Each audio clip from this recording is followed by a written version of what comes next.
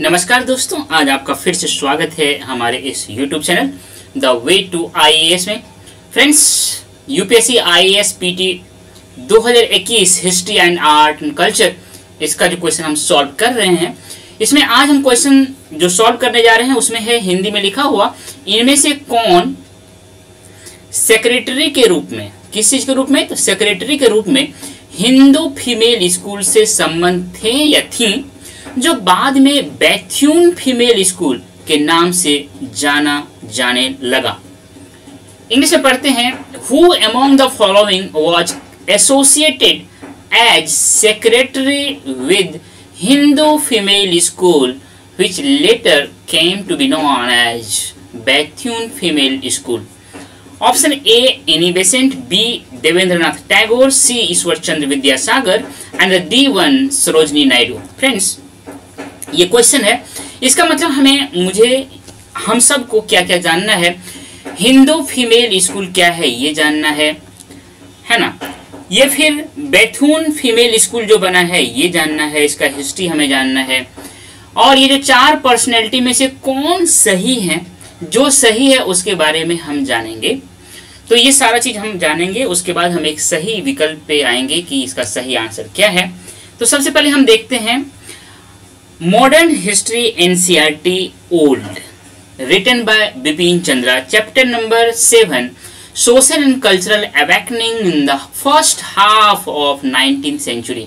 First half 19th century, first half of 19th century का मतलब हो गया 1801 से लेकर के 50 तक की बात कर रहा है ना। तो ये first half of 19th century हो गया। इसमें कहता है, ये जो सवाल है उसका आंसर अगर ढूंढे तो यहाँ पे सिंपल एक जगह दिया हुआ है, as secretary to the Bethune school he was one of the pioneer of higher education for women. Who? Vidyasagar, Ishwar Chandra Vidyasagar के बारे में बोल रहे हैं कि वह बैथ्यून स्कूल जो है उनका जो सेक्रेटरी के रूप में हायर एजुकेशन फॉर वुमेन के एक बहुत बड़े पायनियर के रूप में उनको जाना जाता है। तो यहाँ हमको आंसर मिल गया कि जो बैथ्यून स्कूल है, जिसको कि पहले हिंदू स्कूल कहा जाता था, उसका सेक्रेटरी कौन थे, तो ईश्वर चंद्र विद्यासागर थे। फ्रेंड्स, इसी में आगे कहता है, क्या कहता है, जो बैथ्यून स्कूल है फाउंडेड इन कलकत्ता 1849 कह रहा है, was the first fruit of powerful movement for women's education। वह एजुकेशन मूवमेंट जो कि एरोज हुआ 1840s और 1850s में, ये जो एजुकेशन मूवमेंट एक मूवमेंट का रूप लिया, शिक्षा एक आंदोलन का रूप लिया, उसका जो सबसे पहला फ्रूट, जो फल मिला, फल के रूप में देखा गया, वह है 1849 में इस बैथ्यून स्कूल का स्थापना होना। While the education of women was not unknown in India, कहता है एजुकेशन जो कि वुमेन का एजुकेशन जो कि भारत में अननोन नहीं था, मतलब नॉन था, लेकिन वहां पे great deal of prejudice against it existed. Women education को लेकर के जो एक प्रिजुडिस था वह बड़े पैमाने पर उस समय विद्यमान था। कहता है क्या क्या प्रिजुडिस है उसको देखिए। Some even believed that the educated women would lose their husband। अगर महिलाओं को पढ़ा दिया जाए तो उनके जो हस्बैंड होंगे वो जीवित नहीं रहेंगे, वो लूज हो जाएंगे, पहला बात। उसके बाद कहता है the first steps in giving a modern education to girls were taken by missionaries. कहता है पहला स्टेप गर्ल्स को एजुकेटेड करने का किसी ने उठाया तो वो क्रिश्चियन मिशनरीज ने उठाया। कब? 1821 की बात कर रहा है। बट उनका जो एजुकेशन था ज्यादातर इम्फेसिस क्रिश्चियन रिलीजियस एजुकेशन पे था, जो कि बहुत ज्यादा फ्रूटफुल नहीं था भारत में।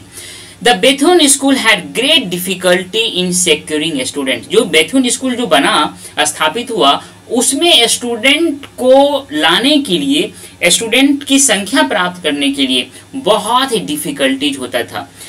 Young student who was shouted at, young student जो वहां जाते थे पढ़ने के लिए, उन पे बहुत ज़्यादा मतलब परेशान किया जाता था, उन पे गुस्सा किया जाता था। एंड एब्यूज्ड, उनके साथ उनको एब्यूज भी किया जाता था। Sometimes even their parents were subjugated to social boycott. उनके जो पेरेंट्स हैं, सब्जेक्टेड टू सोशल बाइकआउट, मतलब उनके जो पेरेंट्स थे उनको उनके साथ सोशल बाइकआउट भी किया जाता था। सोशल बाइकआउट उस समय में बहुत बड़ा सजा होता था। मतलब अगर आपको सोशल बाइकआउट कर दिया गया, सोशली अगर आपको बाइकआउट कर दिया गया, तो आप उस समाज से पानी का व्यवस्था नहीं हो सकता आपके लिए, उस समाज से अन्न जो एक्सचेंज होता है उसका व्यवस्था नहीं हो सकता। मतलब जीवन के जितने भी इकोनॉमिक साधन हैं, जो कल्चरल जितने भी वहाँ पे साधन है, उन सब से आपको डिबार्ड कर दिया जाएगा। बड़ा ही टफ सिचुएशन हो जाता था। Many believed that the girls who had received Western education would make slaves of their husbands। कहता है जो वेस्टर्न एजुकेशन प्राप्त कर लेती है लड़कियां, वो अपने पति को एज ए स्लेव ट्रीट करती है। ये सारे उस समय में प्रिजुडिस थे। इसीलिए उस समय में बेथुन स्कूल की स्थापना करना, उनके द्वारा वुमेन एजुकेशन को लेकर के इतनी बड़ी काम करना एक बहुत बड़ा क्रांतिकारी कदम था, एक बहुत बड़ा रिवॉल्यूशनरी कदम था। फ्रेंड्स, थोड़ा हिस्ट्री जान लेते हैं। कब फाउंडेड हुआ था? 1849 में फाउंडेड हुआ था। सबसे पहले जो फाउंडेशन हुआ था ये कलकत्ता फीमेल स्कूल के नाम से जाना गया था। इसके फाउंडर थे इलियट ड्रिंक वाटर बेथ्यून। ठीक है। विद द फाइनेंशियल सपोर्ट कौन दिए थे इसको? दक्षिण रंजन मुखर्जी यह दिया था। स्कूल स्टार्टेड इन मुखर्जीज होम, मतलब बैठक खाना, मुखर्जी का जो होम का बैठक खाना था वहां पे इस स्कूल का स्टार्ट किया था। शुरुआत में 21 स्टूडेंट ने इनरोल किया था, धीरे धीरे इनरोलमेंट बढ़ करके 80 हो गया था। बाद में क्या हुआ, एक इसके लिए स्पेशल प्लॉट का व्यवस्था किया, जमीन का व्यवस्था किया गया। कहाँ पे? तो कॉर्नवालिस स्क्वायर के बगल वाले में, और वहां पे इसको स्थापित किया गया, कॉर्नर स्टोन स्थापित किया गया, मतलब उसका नींव डाला गया for a permanent school building के रूप में। और उस समय जो बिल्डिंग डाला गया था, परमानेंट रूप से उसका नींव जो डाला गया था बिल्डिंग का, उसका नाम था हिंदू फीमेल स्कूल। याद रखिएगा, कलकत्ता फीमेल स्कूल से फिर ये हिंदू फीमेल स्कूल बना और बाद में यह बेथ्यून फीमेल स्कूल बना। ठीक है, ये वहां पे था। Laying of the foundation stone at the Cornwallis school, कब? नवंबर 1850 में। 49 में कलकत्ता फीमेल स्कूल के रूप में ये हुआ। उसके बाद यह 1850 में ये आपका हिंदू फीमेल स्कूल के रूप में इसका एक अलग जमीन पे इनकी जो मकान है, इसका जो अपना जो इंफ्रास्ट्रक्चर है उसको एस्टेब्लिश किया गया। आगे अगर हम देखें तो गवर्नमेंट टुक इट ओवर। 1856 में गवर्नमेंट ने इसको अपने कब्जे में कर लिया और इसका नाम रख दिया बेथ्यून स्कूल। क्योंकि इसके जो फाउंडर थे वो कौन थे? ड्रिंक वाटर बेथ्यून थे, तो उनके नाम पे इनको रख दिया गया। 1879 में इसको बेथ्यून कॉलेज के रूप में डेवलप किया गया। स्कूल से अब ये कॉलेज हो गया। It was the first women's college in India. Bharat में सबसे पहला कॉलेज जो है वुमेन को लेकर के यही था। जो बेथ्यून स्कूल है उसको बारे में जान लेते हैं थोड़ा सा। Second women's school in whole Asia, मतलब पूरे एशिया में सेकेंड वुमेन स्कूल था। क्योंकि इससे पहले ज्योतिबा फूले साहब ने भिदेवाला जो कि पुणे में है वहां पे एक वुमेन गर्ल्स स्कूल की स्थापना कर चुके थे। तो याद रखिएगा, गर्ल्स स्कूल की अगर हम बात करें, वुमेन्स स्कूल की बात करें तो यह सेकेंड है, क्योंकि इससे पहले ज्योतिबा फूले ने पुणे में एक गर्ल्स एजुकेशन के लिए स्कूल की एस्टेब्लिशमेंट कर चुके थे। बेथ्यून कॉलेज कब बना ये बता दिया। 1856 में इसको गवर्नमेंट ने टेक ओवर करके इसका स्कूल से कॉलेज बना दिया था, है ना। बाद में कॉलेज बना, ये कब? तो 1879 में। ये सारी बात हमने कर दिया, ये सारे कहानी है। उसके बाद अगर हम ये देखें, एसडीएम ज्योति मौर्य और उसके पति दोनों कहाँ ऐतिहासिक गलती कर बैठे, इसको समझते हैं, बहुत जरूरी है समझना। 1850 में Vidyasagar protested against child marriage. Vidyasagar ने चाइल्ड मैरिज को लेकर के बहुत बड़ा विद्रोह, मतलब एक प्रोटेस्ट किया। अगर चाइल्ड मैरिज चलते रहता तो ज्योति जी के लिए एजुकेशन संभव नहीं था। तो चाइल्ड मैरिज को खत्म करने के लिए ये जो हमारे ग्रेट रिवॉल्यूशनरीज थे, जो समाज सुधारक थे, सोशल रिफॉर्मर थे, उन्होंने जो काम किया उसका परिणाम है कि ज्योति जी जैसे बहुत सी लड़कियों को चाइल्ड मतलब मैरिज से बचा जा सका। ऑल हिज लाइफ ही कंपेन्ड अगेंस्ट पॉलीगेमी। मतलब पॉलीगेमी मतलब होता है एक पुरुष कई महिलाओं से शादी कर लेता है। अगर ऐसा पॉलीगेमी समाज में आज भी उतने ज्यादा फेमस होता तो महिलाओं के लिए एजुकेशन संभव नहीं था। He was also deeply interested in the education of women. ये ईश्वरचंद विद्यासागर या इनके जैसे जितने भी उस समय के सोशल रिफॉर्मिस्ट थे, उन्होंने महिलाओं का एजुकेशन हो इनके लिए बहुत ही ज्यादा इंटरेस्ट लेते थे। As the government inspector of school, government inspector of school. इस जॉब को करते हुए ही ऑर्गेनाइज 35 स्कूल्स, 35 स्कूल को ऑर्गेनाइज किया, many of which he ran at his own expenses. अपने पैसे पे इन सारे स्कूल को वो चलाते थे, है ना। एज इसलिए इस बात को यहाँ पे ये कहना कि इसके पति ने पढ़ाया, यहाँ भी एक क्वेश्चन मार्क उठता है, क्योंकि अगर ये सारे इंफ्रास्ट्रक्चर ना हुआ होते, अगर वुमेन एजुकेशन को लेकर के कल्चर न डेवलप हुआ होता, वुमेन एजुकेशन को लेकर के समाज तैयार ना हुआ होता, जो कि इन सोशल रिफॉर्मर के प्रयास से समाज तैयार हुआ, तो ये भाई साहब ज्योति जी के जो हस्बैंड हैं, ये भाई साहब भी अपने पत्नी को लाख चाहने के बाद भी पढ़ाई करने का माहौल नहीं दे पाते, पढ़ा नहीं पाते। तो इनका भी ये कहना है, ये जो मीडिया में ये बात आ रही है कि इनके पति ने पढ़ाया, ये अर्ध सत्य है। असल में सत्य ये है कि हमारे जो सोशल रिफॉर्मर है, जो हमारे इतिहास के पर्सनैलिटीज हैं, जो पुरुष हैं, जो महान पुरुष हैं, उन्होंने ये माहौल बनाया, एक कल्चर डेवलप किया, एक संघर्ष किया, जिसके कारण कि महिलाओं को एक बेटर एजुकेशन आज प्राप्त हो रहा है।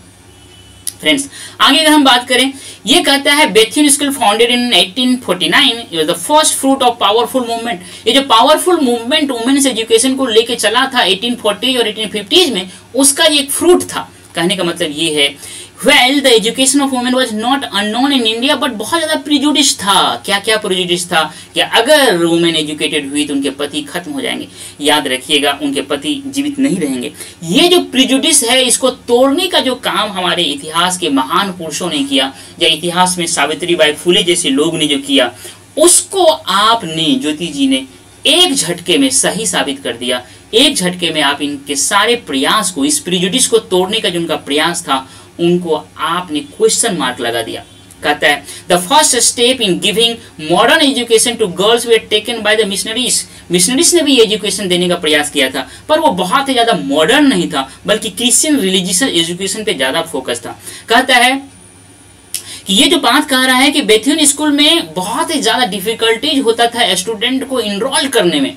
इतने ज्यादा डिफिकल्टीज हो रहे थे, उन सारे डिफिकल्टीज, चैलेंजेस को फेस करते हुए बेथुन स्कूल को आना, और खास करके जब लड़कियां आ रही होती थी स्कूल में, तो उस पर कैसे रास्ते में लोग उस पर चिल्लाते थे, उसको एब्यूज करते थे, और उनके फैमिली को कैसे सोशल बैकवर्ड का सामना करना पड़ता था। इन सारे हिस्टोरिकल जो संघर्ष हुए हैं वुमेन एजुकेशन को लेकर के, अगर आप इनको ज्योति जी जरा से भी ध्यान रखती, तो शायद आपको कई बार सोचना चाहिए था कि आपके कदम कितने ऐतिहासिक रूप से सही है या गलत है।